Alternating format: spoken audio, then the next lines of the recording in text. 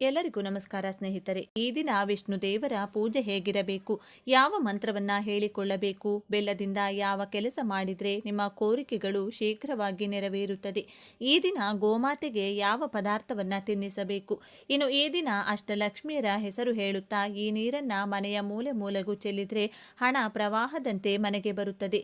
ಹಣ ಬೇಕು ಎನ್ನುವವರು ಈ ತಂತ್ರವನ್ನ ಶುಕ್ರವಾರದ ದಿನ ಮಾಡಿ ನೋಡಿ. ಲಕ್ಷ್ಮೀ ದೇವಿಯರ ಅನುಗ್ರಹದಿಂದ ಶ್ರೀಮಂತಿಕೆ, ಆರೋಗ್ಯ, ಐಶ್ವರ್ಯ ಪ್ರಾಪ್ತಿಯಾಗುತ್ತದೆ. ಹಣಕಾಸಿನ ಸಮಸ್ಯೆ ದೂರವಾಗಲು, ಅಷ್ಟಲಕ್ಷ್ಮಿಯರ ಅನುಗ್ರಹ ಪ್ರಾಪ್ತಿಯಾಗಲು ಯಾವ ನೀರನ್ನು ಮನೆಯಲ್ಲಿ ಚೆಲ್ಲಬೇಕು ಅಂತ ಇವತ್ತಿನ ಈ ವಿಡಿಯೋದಲ್ಲಿ ಸಂಪೂರ್ಣವಾಗಿ ತಿಳಿಸಿಕೊಡ್ತೀವಿ. ಬನ್ನಿ. ಅದಕ್ಕೂ ಮುನ್ನ ನೀವಿನ್ನು ಚಾನಲ್ಗೆ ಸಬ್ಸ್ಕ್ರೈಬ್ ಆಗಿಲ್ಲ ಅಂದರೆ ಈಗಲೇ ಸಬ್ಸ್ಕ್ರೈಬ್ ಆಗಿ, ಹಾಗೆ ವಿಡಿಯೋಗೆ ಲೈಕ್ ಮಾಡಿ, ವಿಡಿಯೋ ಸ್ಕಿಪ್ ಮಾಡದೆ ಕೊನೆ ತನಕ ನೋಡಿ. ಎಲ್ಲರೂ ಭಕ್ತಿಯಿಂದ ಓಂ ಶ್ರೀ ಮಹಾಲಕ್ಷ್ಮಿ ನಮಃ ಅಂತ ಕಮೆಂಟ್ ಮಾಡಿ. ಜನ್ಮ ಜನ್ಮಗಳ ದಾರಿದ್ರ್ಯ ಪಾಪಕರ್ಮಗಳನ್ನು ದೂರ ಮಾಡಿ ಸಕಲ ಆನಂದಗಳನ್ನು ನೀಡಿ ವಿಷ್ಣು ಕೃಪೆ ಸದಾ ನಿಮ್ಮ ಜೊತೆ ಇರುವಂತೆ ಮಾಡುವಂತಹ ಪೂಜೆ ಇದು. ಜೀವನ ಅಂದಮೇಲೆ ಕಷ್ಟ ಸುಖ ಎರಡೂ ಇದ್ದೇ ಇರುತ್ತದೆ. ಕಷ್ಟ ಬಂದಾಗ ಕುಗ್ಗಬಾರದು, ಸುಖ ಬಂದಾಗ ಹಿಗ್ಗಬಾರದು ಅಂತ ಹಿರಿಯರು ಹೇಳ್ತಾರೆ. ನಿಮ್ಮ ನಿತ್ಯ ಜೀವನದ ಕಷ್ಟಗಳನ್ನು ಅಂತ್ಯ ಮಾಡಲು ಅಷ್ಟಲಕ್ಷ್ಮಿಯರ ಈ ವಿಶೇಷ ತಂತ್ರ ತುಂಬ ಸಹಾಯ ಮಾಡುತ್ತದೆ. ಲಕ್ಷ್ಮೀದೇವಿಯ ವಾರವಾದ ಶುಕ್ರವಾರವೇ ಈ ವಿಶೇಷ ಕೆಲಸವನ್ನು ನಿಮ್ಮ ಮನೆಗಳಲ್ಲಿ ಮಾಡಬೇಕು. ನಮ್ಮ ಚಾನೆಲ್ನಲ್ಲಿ ತಿಳಿಸಿದ ಅನೇಕ ತಂತ್ರಗಳು ಎಷ್ಟೋ ಜನರ ಬಾಳಿನಲ್ಲಿ ಬದಲಾವಣೆಗಳನ್ನು ತಂದಿದೆ. ಈ ದಿನ ವಿಶೇಷವಾಗಿ ಬೆಳಿಗ್ಗೆ ಬೇಗನೆ ಎದ್ದು ಸ್ನಾನ ಮಡಿಗಳನ್ನು ಮಾಡಿಕೊಳ್ಳಿ. ದೇವರ ಕೋಣೆಯಲ್ಲಿ ಒಂದು ಮನೆಯ ಮೇಲೆ ಹಳದಿ ಬಣ್ಣದ ವಸ್ತ್ರವನ್ನು ಹಾಸಿ ಅದರ ಮೇಲೆ ವಿಷ್ಣುದೇವರ ಫೋಟೋ ಅಥವಾ ಚಿತ್ರಪಟವನ್ನು ಏರ್ಪಾಡು ಮಾಡಿಕೊಳ್ಳಿ. ಗಂಧ ಕುಂಕುಮದ ಬೊಟ್ಟನ್ನು ಇಟ್ಟು ಹಳದಿ ಬಣ್ಣ, ಬಿಳಿ ಬಣ್ಣ, ಕೆಂಪು ಬಣ್ಣದ ಪುಷ್ಪಗಳಿಂದ ವಿಷ್ಣು ದೇವರಿಗೆ ಅಲಂಕಾರ ಮಾಡಿಕೊಳ್ಳಿ. ತುಳಸಿಯ ದಳಗಳಿಂದ ಈ ದಿನ ವಿಷ್ಣು ದೇವರನ್ನ ಪೂಜಿಸುತ್ತಾ ತುಳಸಿ ಮಾಲೆಯನ್ನ ಕೂಡ ವಿಷ್ಣು ದೇವರಿಗೆ ಅರ್ಪಿಸಬೇಕು.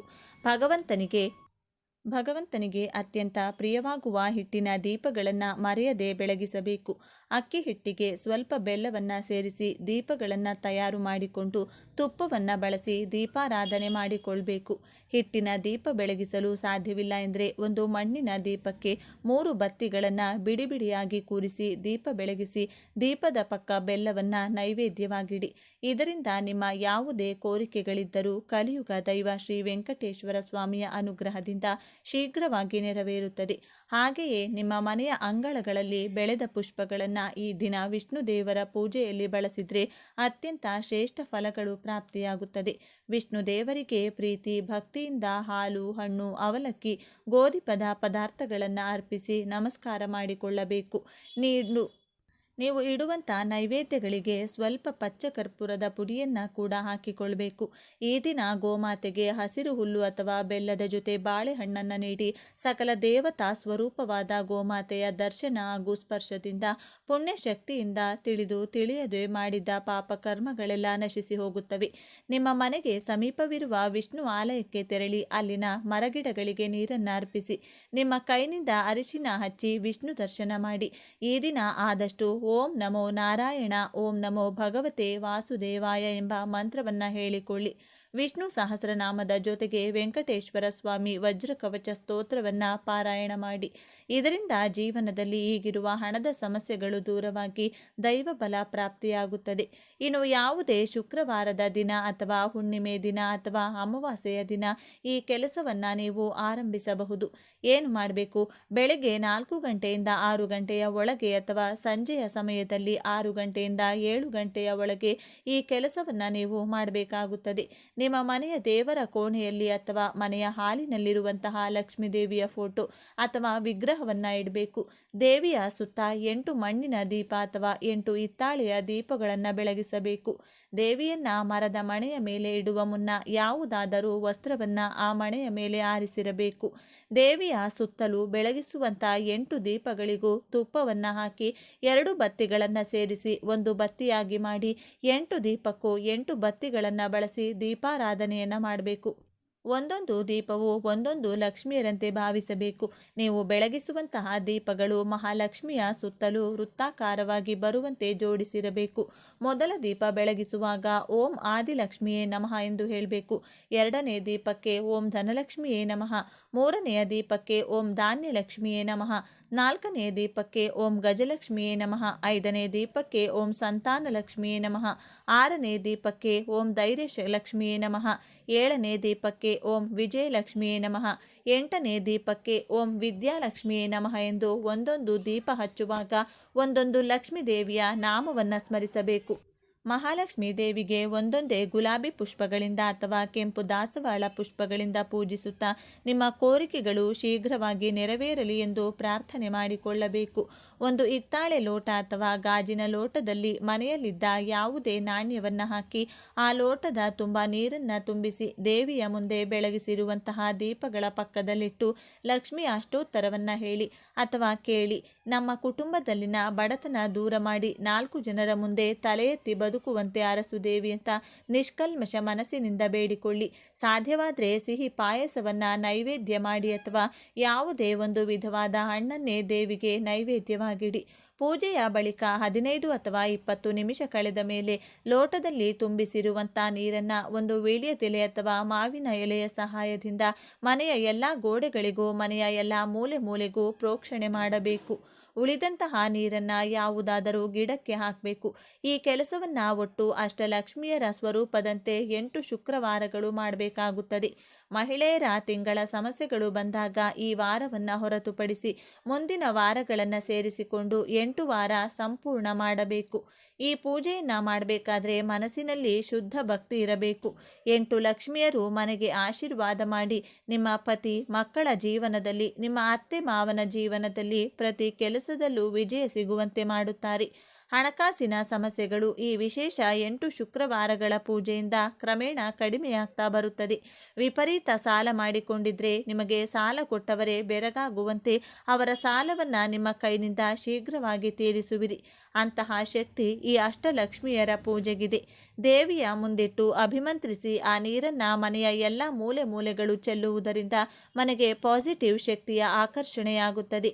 ಅಷ್ಟಲಕ್ಷ್ಮಿಯರ ಹೆಸರು ಹೇಳುತ್ತಾ ಮಾಡುವಂಥ ಈ 8 ದೀಪಾರಾಧನೆಯಿಂದ ಮನೆಯ ಸದಸ್ಯರಿಗೆ ಶುಭ ಫಲಗಳ ಪ್ರಾಪ್ತಿಯಾಗುತ್ತದೆ.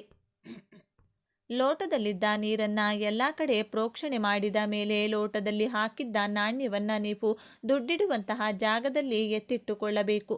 ಯಾವುದಾದರೂ ಬಿಸ್ನೆಸ್ ಮಾಡ್ತಿದ್ರೆ, ವ್ಯಾಪಾರ ವ್ಯವಹಾರ ಮಾಡ್ತಿದ್ರೆ ಆ ವ್ಯಾಪಾರದ ಸ್ಥಳದಲ್ಲಿ ಗಲ್ಲ ಪೆಟ್ಟಿಗೆಯಲ್ಲೂ ಕೂಡ ಆ ಒಂದು ನಾಣ್ಯವನ್ನು ನೀವು ಎತ್ತಿಟ್ಟಿಟ್ಕೊಳ್ಬಹುದು.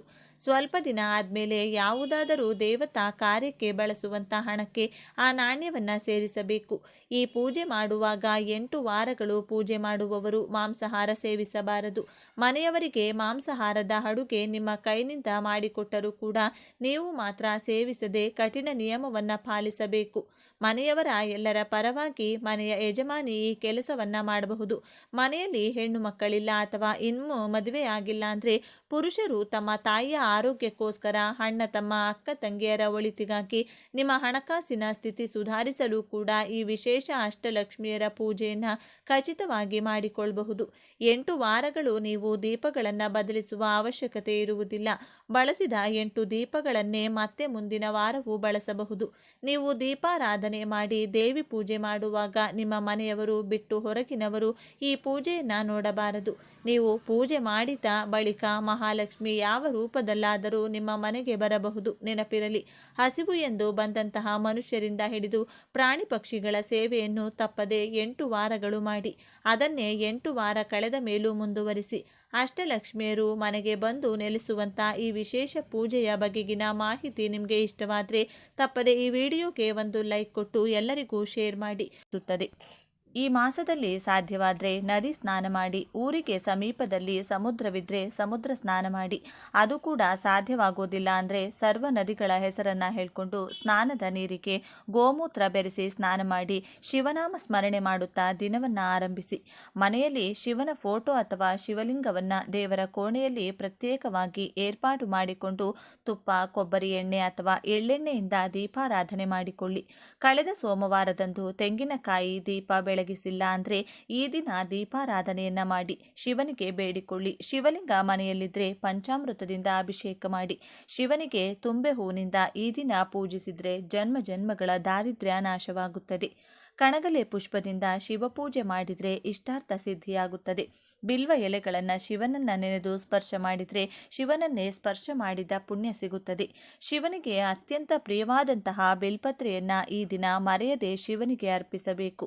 ಈ ದಿನ ಮನೆ ಮಂದಿಯ ಎಲ್ಲ ಆಣೆಗೆ ವಿಭೂತಿ ಧರಿಸಿ ಶಿವಪುರಾಣ ಕೇಳುವುದು, ಶಿವನಾಮ ಸ್ಮರಣೆ ಮಾಡುವುದನ್ನು ಮಾಡಿದರೆ ಮುಂದಿನ ಜನ್ಮದಲ್ಲಿ ಶಿವನ ಅನುಗ್ರಹ ಪುಣ್ಯ ಫಲ ಪ್ರಾಪ್ತಿಯಾಗುತ್ತೆ.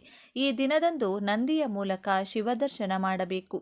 ಮನೆಗೆ ಸಮೀಪವಿರುವ ಶಿವಾಲಯಕ್ಕೆ ತೆರಳಿ ನಂದೀಶ್ವರನ ಬಳಿ ನಿಮ್ಮ ಕೋರಿಕೆಗಳನ್ನು ಕೇಳಿಕೊಂಡು ಶಿವ ದರ್ಶನವನ್ನ ಮಾಡಿ ಓಂ ನಮಃ ಶಿವಾಯ ಎಂದು 108 ಬಾರಿ ಶಿವಾಲಯದಲ್ಲಿ ಜಪವನ್ನ ಮಾಡಿ ಶಿವನಿಗೆ ಪ್ರದಕ್ಷಿಣೆ ಮಾಡಿ ಶಿವಾಲಯದಲ್ಲಿ ದೀಪಾರಾಧನೆಯನ್ನ ಮಾಡಿ.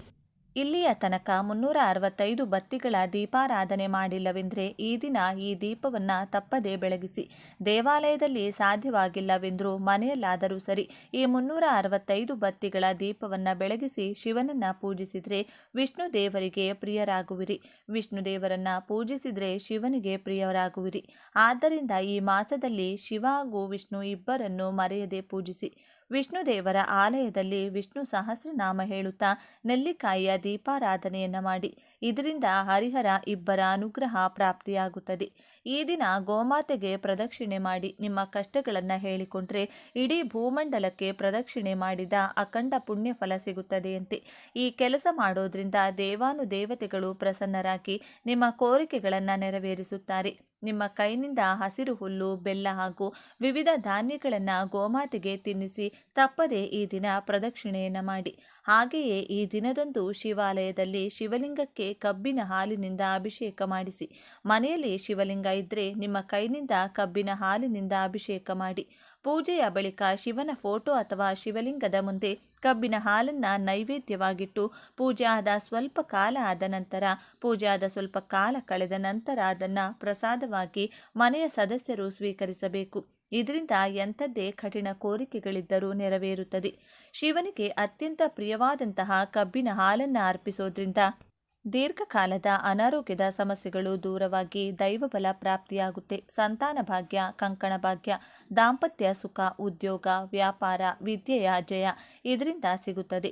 ಇನ್ನು ಸ್ಕಂದ ಪುರಾಣದ ಪ್ರಕಾರ ಈ ಮಾಸದಲ್ಲಿ ಮುತ್ತೈದೆಯರಿಗೆ ತಾಂಬೂಲ ದಾನ ಮಾಡಿದರೆ ಭೂಮಿ ಮನೆ ಕಟ್ಟಿಸುವಂತಹ ಕನಸು ನೆರವೇರುತ್ತದೆ. ಸಂಜೆಯ ಸಮಯದಲ್ಲಿ ವೀಳ್ಯದೆಲೆ, ಅಡಿಕೆ, ಬಳೆ, ಅರಿಶಿನ ಕುಂಕುಮ, ತೆಂಗಿನಕಾಯಿ, ರವಿಕೆಯನ್ನು ಹಣ್ಣುಗಳ ಜೊತೆ ದಾನವಾಗಿ ಶಿವಾಲಯದಲ್ಲಾಗಿರಬಹುದು, ವಿಷ್ಣು ದೇವರ ಆಲಯದಲ್ಲಾಗಿರಬಹುದು ಅಥವಾ ನಿಮ್ಮ ಮನೆಯಲ್ಲಿಯೇ ಆಗಿರಬಹುದು ದಾನವಾಗಿ ನೀಡಿದರೆ ಕಂಡ ಕನಸುಗಳು ನನಸಾಗುತ್ತದೆ. ಕಠಿಣ ಕಷ್ಟಗಳಿಂದ ಶೀಘ್ರವಾಗಿ ಮುಕ್ತಿ ದೊರೆಯುತ್ತದೆ.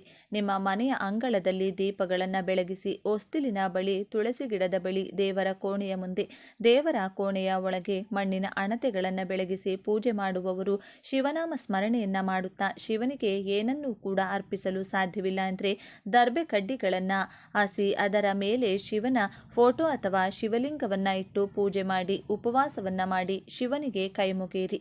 ಈ ದಿನ ಮದ್ಯಪಾನ, ಮಾಂಸಾಹಾರ ಸೇವನೆ ಮಾಡಬಾರದು. ಕ್ಷೌರ, ಉಗುರು ಕತ್ತರಿಸುವುದನ್ನು ಮಾಡಬಾರದು. ಬ್ರಹ್ಮಚರ್ಯವನ್ನು ತಪ್ಪದೆ ಪಾಲಿಸಬೇಕು. ಇನ್ನು ಈ ಮಾಸದಲ್ಲಿ ನಿಮ್ಮ ಮನೆಗಳಲ್ಲಿಯೇ ಸರಳವಾಗಿ ಆಂಜನೇಯ ಸ್ವಾಮಿಯ ಪೂಜೆಯನ್ನು ಈ ವಿಧಾನದಲ್ಲಿ ಮಾಡಿಕೊಳ್ಳಬೇಕು. ನಿಮ್ಮ ಮನೆಯ ದೇವರ ಕೋಣೆಯಲ್ಲಿ ಆಂಜನೇಯನ ಫೋಟೋ ಅಥವಾ ವಿಗ್ರಹ ಇಟ್ಟು ಸಿಂಧೂರ ತುಳಸಿಯಿಂದ ಅಲಂಕರಿಸಿ ಹನುಮನ ಮುಂದೆ ದೀಪಕ್ಕೆ ಎಳ್ಳೆಣ್ಣೆಯನ್ನು ಹಾಕಿ ಎಕ್ಕದ ಬತ್ತಿಗಳನ್ನು ಬಳಸಿ ದೀಪಾರಾಧನೆ ಮಾಡಬೇಕು. ಎಕ್ಕದ ಬತ್ತಿ, ಎಳ್ಳೆಣ್ಣೆಯನ್ನು ಬಳಸಿ ದೀಪಗಳನ್ನು ಹಚ್ಚಿದ್ದೇ ಆದಲ್ಲಿ ಆಂಜನೇಯನು ಶೀಘ್ರವಾಗಿ ಅನುಗ್ರಹಿಸುತ್ತಾನೆ. 5 ಎಕ್ಕದ ಬತ್ತಿಗಳನ್ನು ಬಳಸಿ ದೀಪವನ್ನು ಬೆಳಗಿಸಿ. ಸಾಧ್ಯವಾಗಿಲ್ಲ ಅಂದರೆ ನಿಮ್ಮ ಮನೆಯಲ್ಲಿರುವಂಥ ಬತ್ತಿಗಳಿಂದ ದೀಪಾರಾಧನೆ ಮಾಡಿ ನಮಸ್ಕಾರ ಮಾಡಿ. ಇದರ ಜೊತೆಗೆ ವೀಳ್ಯದೆಲೆಯಿಂದ ಆಂಜನೇಯ ಸ್ವಾಮಿಗೆ ಪೂಜೆ ಮಾಡಿಕೊಳ್ಳಿ. ಶ್ರೀರಾಮದೂತಾಯ ಹನುಮತೆ ನಮಃ ಅಂತ 21 ಬಾರಿ ಹೇಳುತ್ತಾ 21 ಎಲೆಗಳನ್ನು ಆಂಜನೇಯ ಸ್ವಾಮಿಗೆ ಅರ್ಪಿಸಿ. ಆಂಜನೇಯನ ಪ್ರೀತಿಗಾಗಿ ವಿವಿಧ ಹಣ್ಣುಗಳು, ಬಾಳೆಹಣ್ಣು, ತೆಂಗಿನಕಾಯಿ, ವಿವಿಧ ವಿಧವಾದಂತಹ ಸಿಹಿ ನೈವೇದ್ಯಗಳನ್ನು ಇಟ್ಟು ಪೂಜೆ ಮಾಡಿ. ಆಂಜನೇಯ ಸ್ವಾಮಿಗೆ ಸಿಂಧೂರ ಅಥವಾ ಕೇಸರಿಗೆ ಎಳ್ಳೆಣ್ಣೆಯನ್ನು ಬೆರೆಸಿ ಆಂಜನೇಯ ಸ್ವಾಮಿಗೆ ಬೊಟ್ಟಾಗಿ ಇಡಬೇಕು. ಇದನ್ನು ಮಾಡಿದರೆ ಶತ್ರು ಬಾಧೆಗಳು ದೂರವಾಗುತ್ತದೆ. ಇನ್ನು ಯಾರಾದರೂ ನಿಮಗೆ ಮಾಟಮಂತ್ರ ಮಾಡಿಸಿದರೆ ಶತ್ರು ಬಾಧೆಗಳು ಹೆಚ್ಚಾಗಿದ್ದರೆ ಅವರ ಹೆಸರನ್ನು ಹೇಳಿಕೊಳ್ತಾ ಆಂಜನೇಯ ಸ್ವಾಮಿಯ ಫೋಟೋ, ಬಾಲ ಕಾಣುವಂತೆ ಇರುವಂಥ ಫೋಟೋ ಮನೆಯಲ್ಲಿದ್ದರೆ ನೀವು ಬಾಲದಿಂದ ಶಿರಸ್ಸಿನ ತನಕ 20 ಗಂಧದ ಬೊಟ್ಟನ್ನು ಇಡಬೇಕು, 20 ಕುಂಕುಮದ ಬೊಟ್ಟನ್ನು ಇಡಬೇಕು. ಮತ್ತು ಶಿರಸ್ಸಿನಿಂದ ಬಾಲದ ತನಕ 20 ಗಂಧದ ಬೊಟ್ಟು, 20 ಕುಂಕುಮದ ಬೊಟ್ಟನ್ನು ಇಡಬೇಕು. ಹೀಗೆ ಒಟ್ಟು 40 ಗಂಧದ ಬೊಟ್ಟು, 40 ಕುಂಕುಮದ ಬೊಟ್ಟಿಡುತ್ತಾ ಓಂ ಕಪೀಶ್ವರಾಯ ನಮಃ ಎಂದು ಮಂತ್ರವನ್ನು ಹೇಳಬೇಕು. ಬಾಳೆಹಣ್ಣನ್ನು ನೈವೇದ್ಯವಾಗಿ ಆಂಜನೇಯನಿಗೆ ಅರ್ಪಿಸಬೇಕು. ಈ ಕೆಲಸವನ್ನು ಮಾಡೋದ್ರಿಂದ ನಿಮ್ಮ ಮನೆಯಲ್ಲಿರುವಂಥ ಎಲ್ಲ ವಿಧವಾದ ನೆಗೆಟಿವ್ ಎನರ್ಜಿಗಳು ದೂರವಾಗುತ್ತದೆ. ನಿಮಗೆ ಆಗದೇ ಇರುವವರು ಮಾಡಿಸಿರುವ ಪಿತೂರಿಗಳ ಶಕ್ತಿ ನಿಲ್ಲುತ್ತೆ. ಸದಾ ಹನುಮನ ರಕ್ಷಣೆ ನಿಮಗೆ ಸಿಗುತ್ತದೆ. ಮನೆಯ ವಾಸ್ತುದೋಷ ಕೂಡ ಇದರಿಂದಲೇ ದೂರವಾಗುತ್ತದೆ. ಆಂಜನೇಯ ಸ್ವಾಮಿಯ ಗುಡಿಗೆ ಸಂಜೆಯ ಸಮಯದಲ್ಲಿ ತೆರಳಿ ನಿಮ್ಮ ಕೈನಲ್ಲಿ ಅರಿಶಿಣದ ಕೊಂಬನ್ನು ಇಟ್ಕೊಂಡು ಪ್ರದಕ್ಷಿಣೆಯನ್ನು ಮಾಡಬೇಕು. ಒಟ್ಟು 5 ಅರಿಶಿಣದ ಕೊಂಬನ್ನು ಕೈನಲ್ಲಿ ಹಿಡಿದು ಹನುಮನಿಗೆ ಪ್ರದಕ್ಷಿಣೆ ಮಾಡಿದರೆ ಒಂದೊಂದು ಪ್ರದಕ್ಷಿಣೆ ಮಾಡುವಾಗ ಪ್ರದಕ್ಷಿಣೆಯ ಲೆಕ್ಕವನ್ನು ಹಾಕಲು ಅರಿಶಿಣದ ಕೊಂಬನ್ನು ಬೆಳೆಸಿದರೆ ಆಂಜನೇಯ ಸ್ವಾಮಿ ಶೀಘ್ರವಾಗಿ ಅನುಗ್ರಹಿಸುತ್ತಾನೆ. ಪ್ರದಕ್ಷಿಣೆ ಆದ ಮೇಲೆ ಈ ಅರಿಶಿಣದ ಕೊಂಬುಗಳನ್ನು ಅರಳಿ ಮರದ ಕೆಳಗೆ ಇಟ್ಟು ಬರಬೇಕು, ಅಥವಾ ಮನೆಗೆ ತಂದು ಆ ಕೊಂಬುಗಳನ್ನು ನೀವು ಬಳಸಬಹುದು. ಪ್ರದಕ್ಷಿಣೆ ಮಾಡುವಾಗ ಶ್ರೀರಾಮ ಜಯ ರಾಮ ಜಯ ಜಯ ರಾಮ ಅಂತ ಹೇಳಿಕೊಳ್ಳಿ. ಇದರಿಂದ ನಿಮ್ಮೆಲ್ಲ ಹಣಕಾಸಿನ ಸಮಸ್ಯೆ, ಆರೋಗ್ಯದ ಸಮಸ್ಯೆ, ಯಾವುದಾದರೂ ಕೆಲಸಕ್ಕಾಗಿ ಪ್ರಯತ್ನ ಮಾಡ್ತಾ ಇದ್ರೆ, ಮದುವೆಗೋಸ್ಕರ ಪ್ರಯತ್ನ ಮಾಡ್ತಾ ಇದ್ರೆ, ಸಂತಾನ ಫಲ ಇಲ್ಲ ಅನ್ನೋದಾದರೆ ಅದು ಎಂಥದ್ದೇ ಸಮಸ್ಯೆ ಇರಲಿ ಇದರಿಂದ ಖಚಿತವಾಗಿ ದೂರವಾಗುತ್ತದೆ. ಈ ಮಾಹಿತಿ ನಿಮಗೆ ಇಷ್ಟ ಆದರೆ ತಪ್ಪದೆ ಈ ವಿಡಿಯೋನ ಲೈಕ್ ಮಾಡಿ, ನಿಮ್ಮ ಇಷ್ಟ ದೇವರ ಹೆಸರನ್ನು ಬರೆದು ಈ ವಿಡಿಯೋನ ಪ್ರತಿಯೊಬ್ಬರಿಗೂ ಕೂಡ ಶೇರ್ ಮಾಡಿ. ಎಲ್ಲರೂ ಭಕ್ತಿಯಿಂದ ಓಂ ಶ್ರೀ ಮಹಾಲಕ್ಷ್ಮಿ ನಮಃ ಅಂತ ಕಮೆಂಟ್ ಮಾಡಿ. ಧನ್ಯವಾದಗಳು ಸ್ನೇಹಿತರೆ.